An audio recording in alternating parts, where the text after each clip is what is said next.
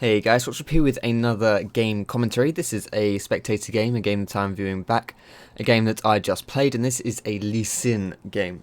Now, I'm always being asked about playing Lee Sin, and people always appreciate these kind of videos, and I just played this game, and I think this game has a lot to, wow, that was loud, a lot to show you guys in terms of how to play Lee Sin at different stages of the game, and just different challenges that you're going to be facing when you're playing as Lee Sin, specifically what you want to be doing early game, and then how you want to transition that into mid and late game, and the kind of, well, like I say, with the challenges that approaches, because Lee Sin is a champion who is good early and then falls off later on. He doesn't become useless by any means, but he definitely has lower impact later on compared to his early game. So my runes and masteries this game is, my runes are always just flat AD, so that's AD reds, AD Quints, Armour yellows, and magic resist blues. I don't really see any need to deviate away from this. I really like this page because you get an attack speed steroid on your passive, which means that you don't really need any attack speed because you're getting it from your passive, and also your abilities all have very, very good AD scaling. So the more AD you have, the more your abilities do, the more damage they deal. For my masteries, I am 2190. You can go 9210 if you want. Any one of those two. 921 is obviously a bit tankier, a bit safer. 219 is more aggressive. And Lee Sin is an aggressive player, so aggressive jungler. So if you want to do that, then that's what I've done in this game, and it works quite well. So I'm starting at my bottom buff here at my red buff. The reason why I'm starting here and not my blue buff is because I am going to get a lot of help from my bot lane here. My bot lane is going to be able to help me clear away this first buff, and I should be able to take it away very, very quickly. As you see here, that dies very quickly. I take barely any damage. I don't need to use a potion. Perfect leash there, basically, just because I started at my bottom lane where they could give me the most amount of help. The only reason I would want to start my blue buff here is if I was playing a different champion, I might start here if I was afraid that I was going to get invaded at this blue buff at level 2. Or if I wanted to go and invade his red buff at level 2, I might want to start my blue buff. But really, I'm not going to do an invade. I'm not afraid of Warwick invading me. If he does invade me, I'm going to kill him. So there's no need for me to start my blue buff. This is just pretty standard, and then I can get level 3 and I can head up top lane and go do a gank there, because Riven is pretty good to gank for. She has a lot of mobility. She has some fairly decent crowd control as well, a lot of damage. She's pretty much a prime candidate for you to be ganking for. So what I did for this route, I did my bomb buff, I did my mini camp, and then I did my second buff. So now I'm looking to go and gank this top lane. This is a pretty good place right here because Mundo he's not really overextended, but he's far out enough that we can get a kill on him. I don't wait for any time for him to get close. I just run up to him. I wait until he's used his flash before I throw out my Q, though. That's kind of important. If I'd used my Q before, then he can bait his flash until I've used my Q, and then he can escape that way. If I don't land my Q, I'm not going to be able to kill him. So I want to hold on to my Q for as long as possible, and then he's going to have to flash. And so when he's used his flash, then it's much, much easier for me to land my Q to secure that kill. And right here, what we're doing is kind of sneaky. We know that Mundo has TP. It's sneaky, but it's risky as well. I'm going to slow it down ever so slightly just so I can explain. We know Mundo has TP, so he's going to be getting back into this lane quite quickly. And also, if we stay here, he's probably not expecting this. So we can attack him, and we can probably kill him or take him down, or at least get some decent harass off. However, he is also freezing this. If we don't get a good kill onto him or get good harass, this is a huge waste of my time. So it's risky, but we're taking the risk here. And I decided we can't wait for him to push out the wave because it's just not going to happen. It's taking too long. So I jump in on him, and we try to kill him. Unfortunately, Riven used her ignite in the first gank. Not really a misplay by her by any means, but it just means that it's not up now. So we can't finish her off. Can't finish Mundo off, sorry. And so now we're in an awkward position. But this is quite cool. I land my Q onto Mundo, but he runs out of range. So I W onto Riven, and then I manage, because I W onto Riven, that then closes the gap so I can then follow through with my Q, and we manage to kill Mundo under the tower. And this is really good. This sets Mundo in a very bad position and sets Riven in a very good position. And Riven is a very snowbally champion, so it's perfect in that regard. It's all well and good for the top lane, which is nice. Top lane is a very snowbally lane in general as well, and like I say, it's Riven, so that's doubly perfect. But now I need to be careful of my other lanes. I need to be careful that they're not all going to lose and stuff, because I haven't spent any time at my other lanes. However, that's not necessarily a bad thing, because I really wish this camera to stay on my face, please. It's not necessarily a bad thing, because Warwick isn't the type of jungler who's also going to be having a lot of pressure. So it's not like Warwick is going to be killing my lanes, and basically it's a very even playing field for my lanes, so they shouldn't be losing. But of course it's solo queue, so bot lane gets a double kill for the enemy team, which isn't perfect, which is actually kind of bad. Well, actually it's really bad, but you know, it happens, and so now I have to be aware of that. And also my mid lane just died. So both my bot lane got 2v2'd, flat out outplayed. My mid lane just got 1v1'd, flat out outplayed. And so this is this kind of thing that happens in solo queue. Of course it happens in solo queue. I mean, it happens all the time, but it's not the end of the world. There's no point me saying in chat, like, raging at my team that they're losing or anything like that. It happens, and there's not really anything else to say. Like, there's no point getting mad. There's no point me trying to, you know, start whining and crying about it. It's just, this game is far from over. I don't want to get distracted from that. I don't want to start getting angry, because that's going to be a big problem. Like, right now, the worst thing I could be doing is to start raging at my team, because I'm personally doing quite well in this game, which means that there's a lot of responsibility on me to help carry it, and that's what we obviously want. That's the position I want to be in. I want to be able to carry this game, so there's no point raging, because I need to stay focused to win this game. So I'm looking for a bot gank here as well. Now, I've come in at a time where I can wait for them to get into lane. They probably aren't this is very similar to what I did with Mundo top lane for that second kill. I'm waiting for them to get into the lane here, because they're not going to expect me to be sitting here. They probably expect me, they're more likely to expect me while they're on the lane themselves. I'm patient, and as soon as I think Thresh is getting a bit too close to me, like he might ward the bush and see me, I jump in on him.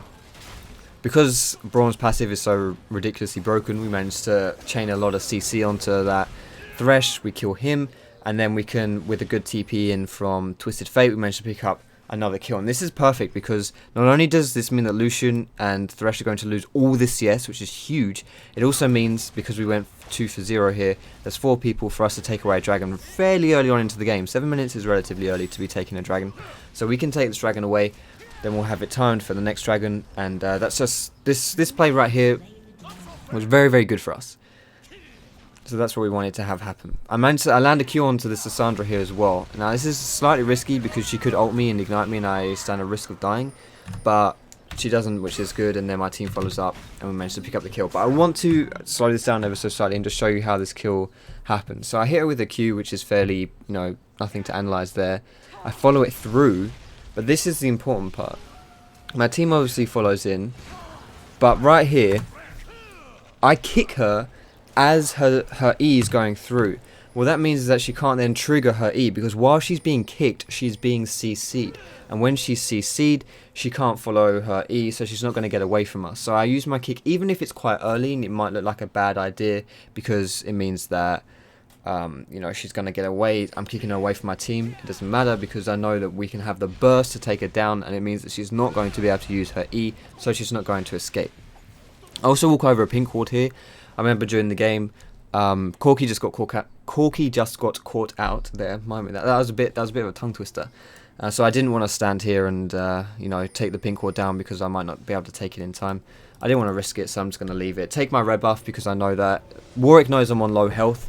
I walked over a ward, so he knows that I'm heading towards my red buff. He knows my red is up, so I wanted to take that away as soon as possible, so that he can't take it for himself, or that he can't catch me in the jungle or whatever. I don't want to die for my red buff, or just lose my red for free, so I take it myself as soon as possible. I'm also kind of aware that he might be looking to go for my blue buff here.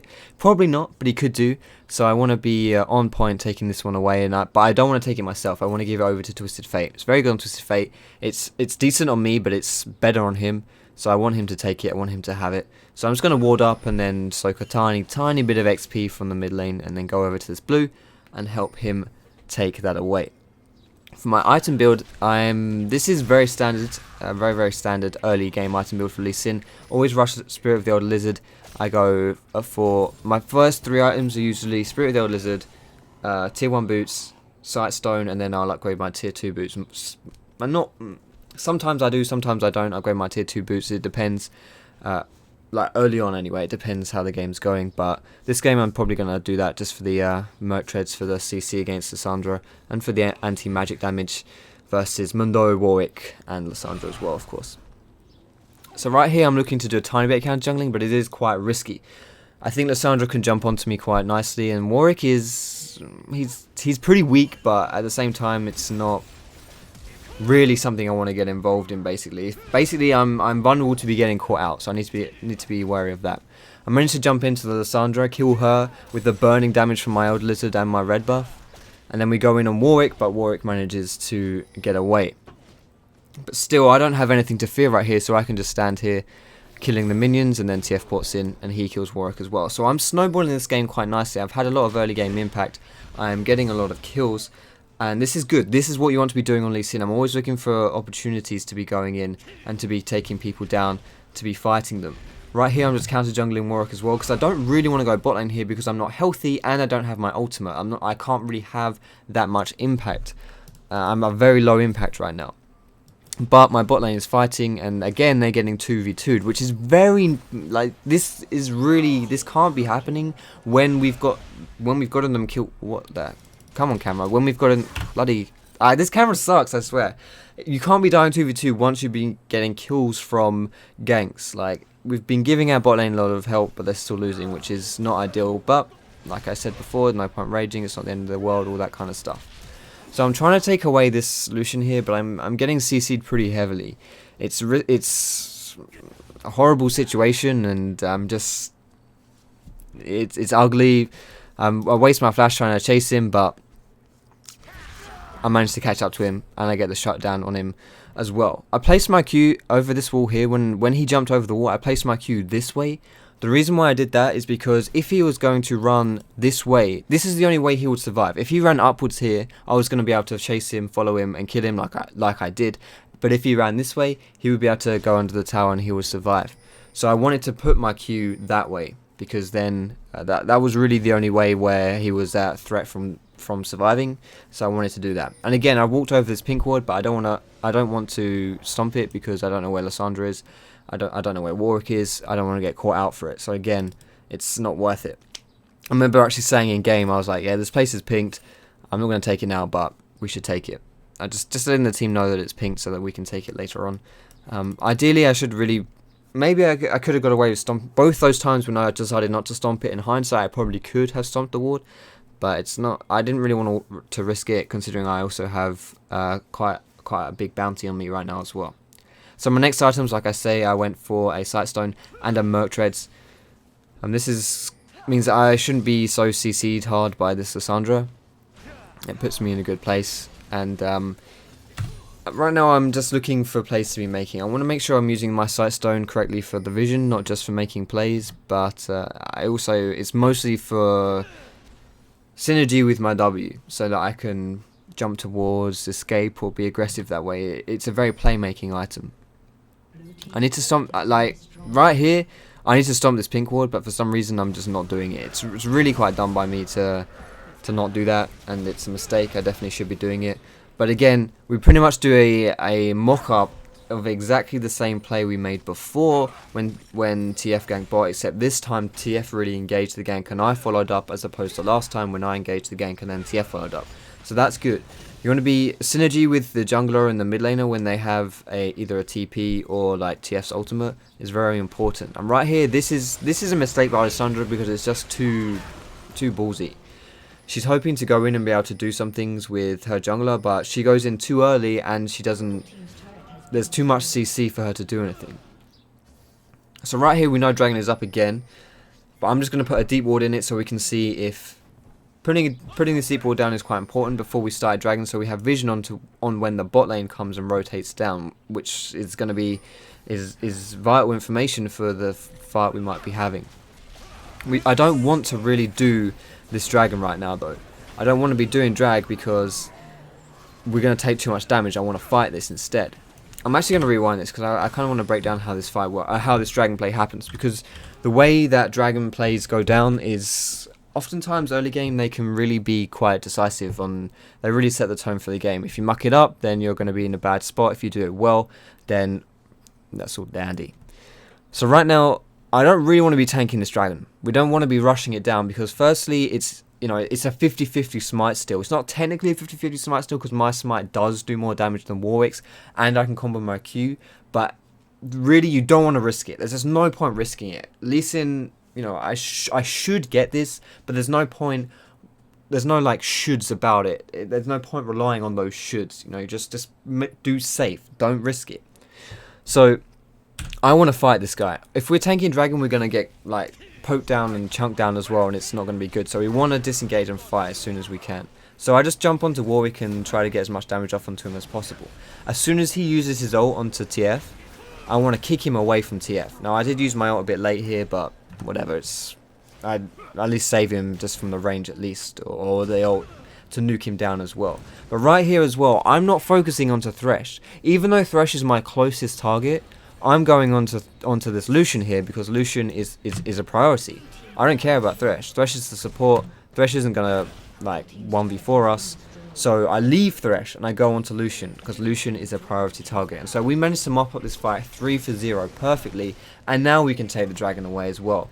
So this is what you want to be doing for dragon fights. This is a really well executed dragon play by us. And like I say, if we'd mucked this up, it would have been really bad for us, but we don't muck it up, so it's great. And of course, because I warded this blue buff, I know it's up again. I didn't even use my smite to take away the dragon because I wanted to save my smite for securing this against Lissandra, but I don't use it in the end because I want to give it over to Corki. So we managed to steal their blue buff as well. So that's really good by us, and this is... I can't really stress enough how important it is to make good dragon plays. And you could also say like, oh well, you have good teammates this game, they know what to do in a dragon play. And to be honest, that's not wrong because this is a Diamond 1 game, but at the same time, it's not... I'm the one who initiated all the plays at this dragon. I'm the one who went on to Warwick. If I had stayed on the dragon, my team would have stayed on the dragon as well, and we would have mucked it up. I'm the one who really initiated the play and made it all happen, and so you can basically, what I'm trying to say here is that you yourself, it doesn't matter, the excuse on my team never follows isn't really that good, because if you initiate it, a lot of the times your team will follow.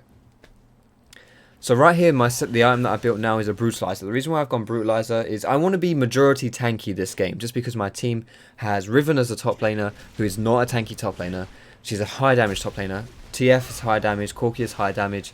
I don't need to have damage. Braum is a very tanky support, but when a top laner is also very squishy, has a lot of damage, I don't really feel like there's a necessity for me to have damage as well. So I want to go majority tank. Now that does kind of contradict with me buying this Brutalizer, however. Some of you might be thinking, well, if you want to go majority tank, why are you buying a Brutalizer? Why don't you just go in tank items? And the reason for that is because I'm snowballing. I'm 509, which is really good considering we have 17 kills in our team. 509 is 14 of those kills, which is pretty decent. I've made a lot of plays. I've got dragons, so I've got a lot of money, and I want to get damage so that I can keep snowballing. Now right here, our bot lane just dies again. They kind of get 2v2'd, but then Warwick comes in and mops up another kill.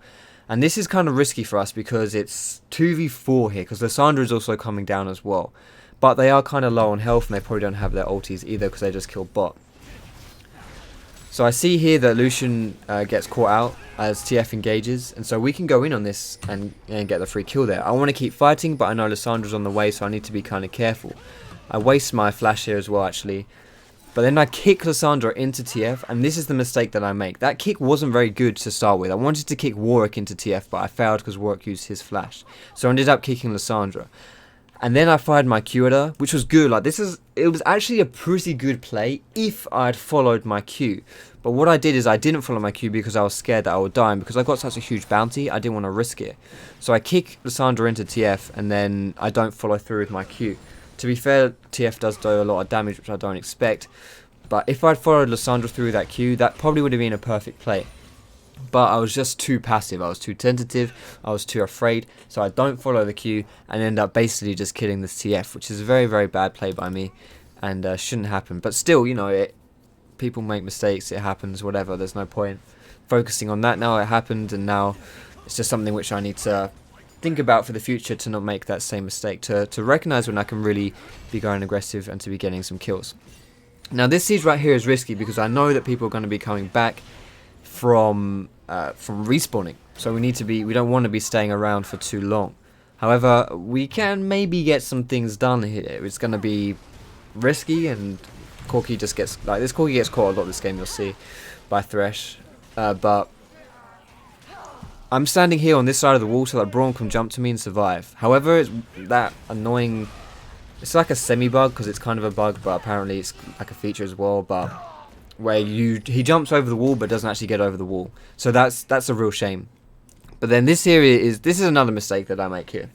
So I managed to mop up the Lucian quite nicely when I jump onto Braum, and then I kick him away, and then I follow my kick with my Q. The reason why I went RQQ instead of QRQ is because I wasn't 100% sure I would land my Q within the minions where he was standing, so I kicked him out of the minions first. But this right here, we should be backing off. Let me pause this just to see, like, we should be backing off. Like, there's too many minions on their side. They're getting a fresh minion wave in. All of our minions are weak, and our minions are going to die, like, instantly right here, because Mundo will just press W. He's got Sunfire Cape as well. They're going to die. Like, our minions are basically non-existent. I'm too low on health. Even if I get onto Lissandra here, I'm going to get CC'd and I'm going to die. And we're not going to be able to mop up this Mundo, because he's got his ult running. He's tanky as hell because he's Mundo. There's just no point. But I get greedy. I tag Lissandra with my Q, and I'm like, yeah, let's do it. And I suicide. And then, because TF has to follow through to get the kill on Lissandra, he also suicides. Now, so we went 2 for 1, which already is bad for us, but considering my bounty, I was 7-0-11 at that point. Or I would have been 7-0-10, I suppose, because I didn't kill Lissandra. That's not worth it, obviously. Dying like that is not worth it. I should have backed off. It was greedy. We went 2 for 1, which already is bad, but then losing the bounty as well is even worse. It's just greedy. The greed was real, basically. So we need to be careful to not get too greedy. And this point in the game now is that when we're transitioning from early game into mid game, which is when Lee Sin starts to fall off a little bit. I'm still strong, I'm still useful, but I'm not going to be able to have as much impact as before. A lot of that will actually be just because teams will be grouping up more, and also if I want to go push down a tower, Lee Sin is not the best for tower pushing. He's okay at actually taking the tower down because he tends to have a lot of AD, and also he can use his passive for an attack speed boost on the tower, so he can take it down even faster. But outside of that, he can't siege very well. He can't pressure champions off towers or help push or anything like that. Now we're actually getting caught out here again a little bit, and we need to be careful. We don't want to fight this just yet. We want to wait for our team to be around. When they are around, we can fight. And this here is TF getting a bit too balls deep, but still, when Riven comes in, it's perfect for us. We can mop up the fight, and we just went 3 for 1, and we're going to get another dragon from it. So this is really, really, really nice for us. Although dragon isn't up apparently. Okay, so maybe we're not going to get a dragon, but that was a good fight for us, and a good play. And this again is a nice catch as well. Corki gets in. I managed to jump to Corki and then jump to Lucian from him, and we managed to get a nice kill onto him as well. And then I see Riven going aggressive as well. So all of these fights that I'm doing, is a lot of it is just pure and simple. Outside of the mechanics or the game sense, you could say, is just awareness. I'm just keeping my eyes on the map, and I'm just aware that these fights are going down so that I can run to them and I can influence them. And a lot of these fights almost all of these fights are going in our favour, which is what you want to be doing when you're playing these aggressive early game junglers. Almost all of these fights are good for us, and so tiny advantages we're getting from each of these fights. I followed Corki, so we got a kill onto Lucian. Then I went to Riven, and we got a kill onto Mundo. It's just, you know, these are the things we want to be doing. Now this is another mistake I make as well. My team's fighting, and I don't realise that Warwick's ulti is up again. If Warwick's ult was down, we probably could have won this fight because we would have had a nice 2v2 with TF, but because TF gets Warwick ulted, he dies. I go in, I miss my Q actually as well, and I try to mop up Lissandra, which I shouldn't have done. I had no health, I didn't even have my ulti up. Way too greedy, and so we lose Dragon, and we lose members of our team as well. It was bad fights by my team, but at the same time I shouldn't have gone in either, so we lost even more from that just because I was greedy basically. So for my items as well, as you've seen, I've got this Randuin's next. This is what I'm talking about, wanting to go majority tank. I've got my Randuin's. It's going to be useful for... The team isn't very heavy AD focus, but it's just a nice item overall. I mean, Armour is good not only versus enemy champions, but it also helps if you're going to be tower diving. And if we want to go balls to the wall, balls deep, and just like collapsing on a team, then having Armour is very useful because everyone has basic attacks, and even Mundo will be slugging me for quite a lot of damage when he's ease up. So this armor is quite useful. The health is always very, very useful, and the active is amazing on Randuin's where you just slow everyone around you. It's really, really nice, and it's going to help me to be tankier. But still, I think I'm going to want some MR really against this team. That's going to be the main stat priority here. It's just I want to get maybe a Banshees or something, but you'll see I actually kind of get that a bit too late in this game, which is another mistake. But I see my team fighting here, and I could just be pushing this wave down.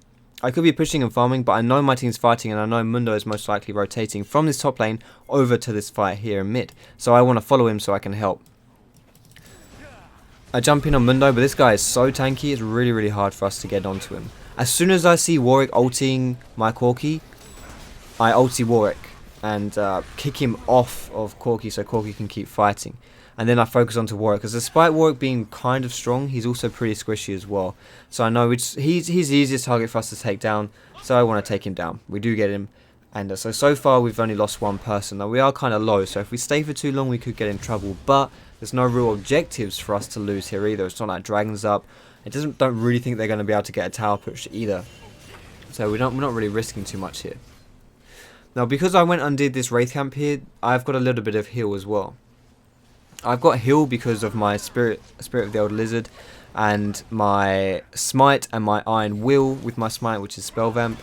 And in addition to that, I want to rewind this a little bit actually and talk about this. In addition to all these things, this is kind of messy. I just want to talk about how I get all this health back, how I get a little bit of health back. So what I do here, I've just killed this Wraith Camp, and the reason why I did this is for the health, because Old Lizard heals you depending on how much damage you do to neutral monsters. So if you do a lot of damage to them, more damage than they deal to you, then obviously you're going to be healed.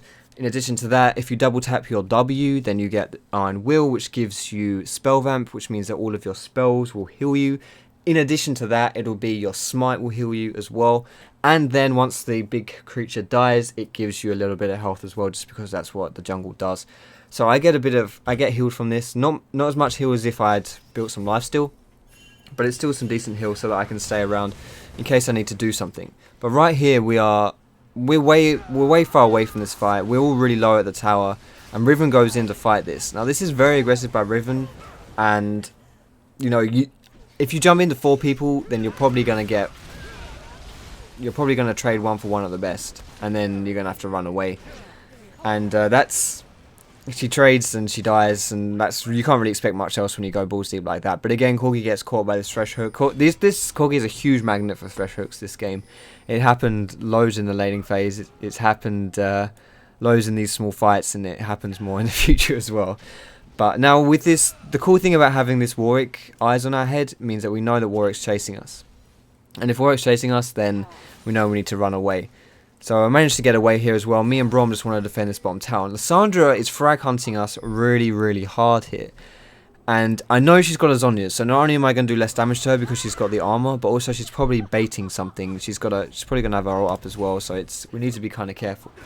But once we kill we make kind of a smart play here. As soon as we kill these minions, because I've been recalling in the past, she thinks that I just want to recall. And I know that she's pretty greedy as well, so I'm going to assume that she's going to want to stay around here. So instead of actually recalling, I just sit in this bush. And she does come out. She goes on to Braum trying to get the kill, and we just kill her. So we get a shutdown gold on that, because I was betting on this Lissandra getting greedy. I was betting on her greed, on her aggressiveness, and she got greedy. She tried to get the kill, and so we managed to get the shutdown, which is really nice for us. So now I'm just going to push this wave down, get a bit more extra gold, and just push the wave out to set it in a favourable position. But right now I'm kind of low, so I probably shouldn't be doing too much. I should probably be recalling here, at least trying to get some health back and getting out of here. But for some reason I'm staying around to see if I do anything or if I'm just farming. I think I'm farming just for a little bit more extra gold. Now I'm going to recall. Okay, Now this is, I probably should have recalled before because my team's now fighting. Oh yeah, okay. So I just bought a Last Whisper. I must have been very close to the Last Whisper gold, so I just wanted to farm a little bit more to get that Last Whisper. So the reason why I've gone Last Whisper is because I am pretty strong, and I want to still be doing a lot of damage to these people. They're going to be building a lot of armor. I mean, two of them, Mundo and Warwick, are already building into their Randuins. So I want to be able to get this armor to still be doing a lot of damage, because all of Lee Sin's abilities apart from his E deal physical damage. So your basic attacks, your Q, your ulti, all physical damage, so all be benefiting from this Last Whisper. So that's why I bought that. If I wasn't so far ahead, like I'm 10-17, like I'm pretty fair right now. So if I wasn't this far ahead, I would have just completely skipped the Last Whisper. Or I may have got it as my last item, although most likely I just wouldn't have got it at all. I would have stayed at my Brutalizer and just not got my Last Whisper. But right here, we see that Mundo is kind of pushed out. So I want to go and kill Mundo, but something even better happens. We stumble across a Warwick. So we can kill this Warwick down now pretty easily. I mean, he's way out of position for some. I don't know why he tried to counter jungle us like this, when if you want to counter jungle like this, you need some... You should expect to die, basically. You either need good vision so you know you're not going to get collapsed on, or you need to have a backup plan for when you get caught out and when you die. And the biggest backup plan is to have your allies be in a position where they can then do something. So say, for example, if they were like pushing up or something, or if a wave was pushing, then if they gone and if he was counter jungling blue, then his team could have gone and pushed a tower or something like that. But that's just like a free death by him, and it's not worth it at all, and it's quite risky play. So right now we're kind of grouping up because we know that Warwick's dead, but like I say, this is when Lee Sin isn't really at his strongest point, because I can't really help this. I can't push waves down, I can't poke from far, I can't poke the tower, I can't poke any enemy players. All I can do really is tank the tower if we're going to dive it, but even then I'm not perfect for that. I am still pretty squishy, I've got 2.4k health, so I'm not really that strong for doing that. And or I can insect someone out of the tower, but if I insect someone under the tower to kick them out of it, chances are I'm going to die. Like, there's a 99% chance I'm going to fall down for that, and it's probably not worth it considering how strong I am, how fed I am, how much I can actually carry this game myself. It's probably not worth me to trade 1-for-1. If I was weak or feeding or something, then I probably could do that, but at this stage it's definitely not worth it. Now this is a really bad fight for us. I'm going to rewind this and play this in really slow motion, because we're actually winning this game quite heavily. We've got 7k gold ahead from the enemy team, which is great, but this fight right here is just... I mean, I'm just gonna break it down a little bit and say why it's not so good. So basically, their team fight is pretty nice. If they get a good catch onto our carries, which is very easy when they've got Thresh and Warwick, then Mundo is a huge beef, which we can't really deal with. If they take down Corki, we can't deal with Mundo, so he can just destroy us. I'm not very good in these team fights because I need to catch someone, and Lissandra is very good in these team fights. So she appears out of nowhere and catches Corki completely out of position. And that means that he can't really do anything. And so once he's caught out of position, guess what happens? He's just going to die pretty much instantly, or completely be taken out of the fight. And then Warwick goes in onto TF and takes him out of the fight as well. Meanwhile, I've just got in the fight and not really done anything. I kicked Warwick away from TF to save him, but it didn't really do too much because I just took so much damage. I wasn't able to do anything. If I want to play like this, where I'm peeling for people, where I'm protecting, then I really need to be tankier, because I'm all the money I've spent on damage items is wasted here because I'm not using it. I'm not really dealing any damage right now. I'm just tanky. So whereas that was probably the right thing for me to do in that team fight, it would have been better if I could pick someone off, if I could maybe get onto that Lucian or that Lissandra. But when we're all grouped up like that, and then when your AD carry gets caught by the Lissandra, then it's really difficult. Basically, that fight just was really well played by them to catch people, and we don't want to be getting in those fights, because I felt quite useless in that fight, and Lee Sin kind of is useless, kind of is. he kind of is useless in these kind of fights. You want to be. Anytime people are grouped up, it's risky when you're playing Lee Sin, because you get focused down, you die quite quickly, and people can block skill shots, they can peel you. It's quite frustrating, basically. Now we're about to learn a lesson which is one which is very frustrating, and that is, this Mundo is bloody tanky. I kick him into our team, We have a Randuin slow. We have Braum, who has immense CC. We have my Cripple. We have Twisted Fates, Gold card, and he walks away on 50% health like nothing happened. Now I'm being spam pinged right here to not take this farm. I don't know why that's happening. This guy is probably just a bit selfish, but I need a bit of CS, so I take it away, and he tries to get. Like, this is just a bit salty by Riven. Like, that's a bit childish to try and take. He doesn't even get it, but he tries to take it. I don't know why. But right now I'm a bit pissed off at that. I try to ward to, because we don't have any vision around Baron, and we have 2 people bot lane, so I need to ward that.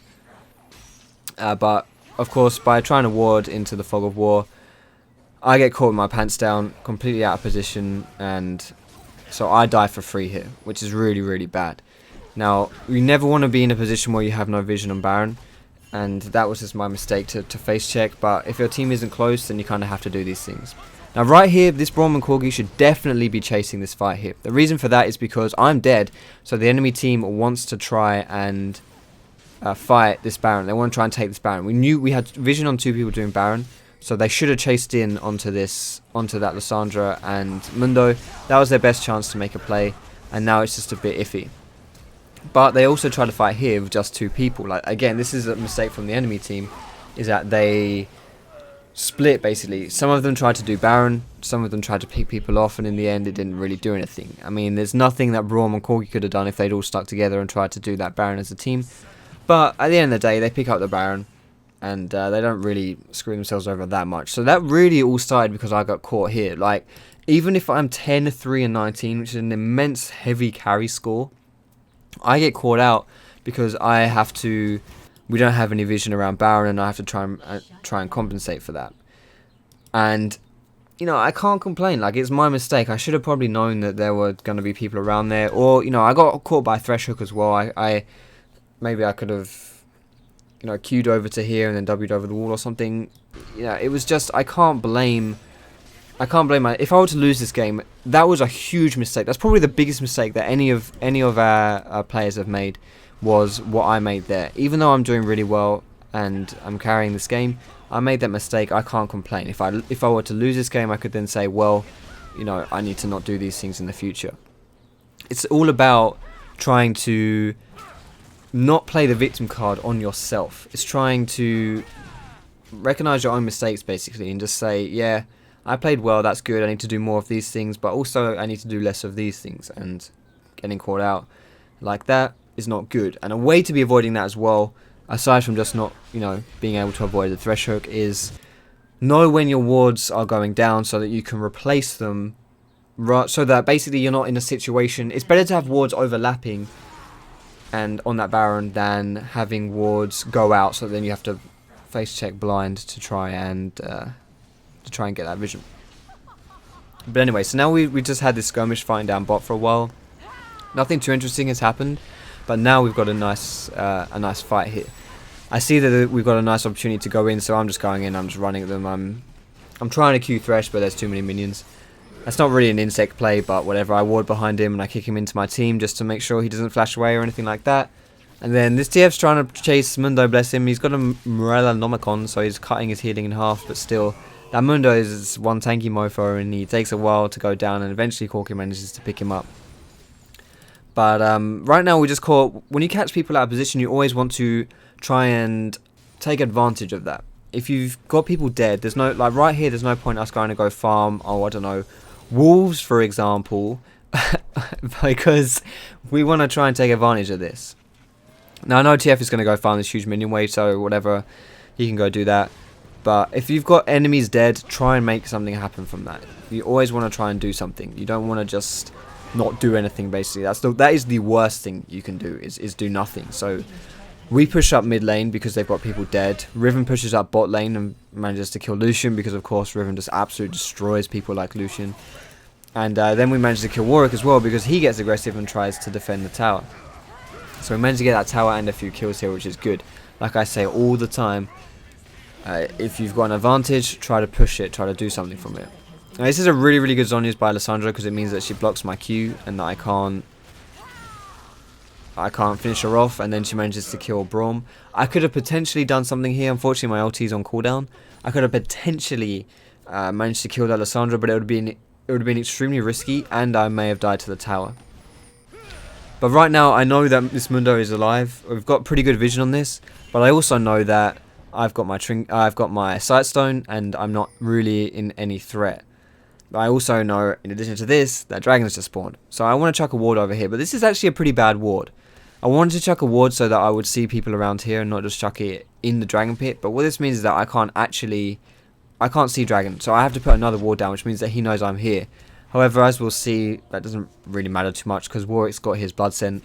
So if I'm staying around on really low health, I can't steal that dragon because they're going to see me. I'm not going to be able to get it. So we just have to drop it. There's no point me trying, cut your losses. We've already given up dragon. There's no point me staying around and trying to steal the dragon because I won't get it. Chances of me getting that are very, very low, and if I die, then it's not worth it. They can probably try and push something down, or we should have time on Baron, so we should know when that's respawning. But if Baron isn't up right now, so if I were to die, they can't go and take it, obviously. But if it had been a time around when Baron was going to respawn, then if I died at this stage of the game when death times are very, very long, then they would have got Baron as well. And I don't want to give away a second Baron. I've already made that mistake once. I don't want to do it again. Now, if you guys have noticed watching this commentary, is that I've been quite, I've actually had fairly decent impact, but whenever we've had team fights at this point of the game, I've not done much. I've not been able to do too much in the actual team fights, and this is Lee Sin falling off, where people get tankier, they start grouping up. So really what I want to do here is try and have a decent team fight. So I'm going to rewind this and just show a little fight which I do, this is a really, really good play by TF. So having the initiative to engage a team fight is this is a very useful skill to have in solo queue, because initiating things forces your team to follow you, and if it's a good thing, then it's perfect. So he stands over the wall, we're all in position, and this guy just goes complete balls deep man mode and flashes the wall. Deathfire Grasp, everything. He instantly gets Warwick ulted, which means he can't use his get another basic attack off. He gets another, this Lucian survives very, very low when he shouldn't, basically. This is just because we caught the AD carry completely with his pants down, and because now we have Zhonyas as well to avoid this initial burst. This is pretty good for us, but I'm just trying right now. I was trying to kill Lucian, can't do that. So now I'm just standing in behind them. I'm trying to just mop up the fight and do what I can.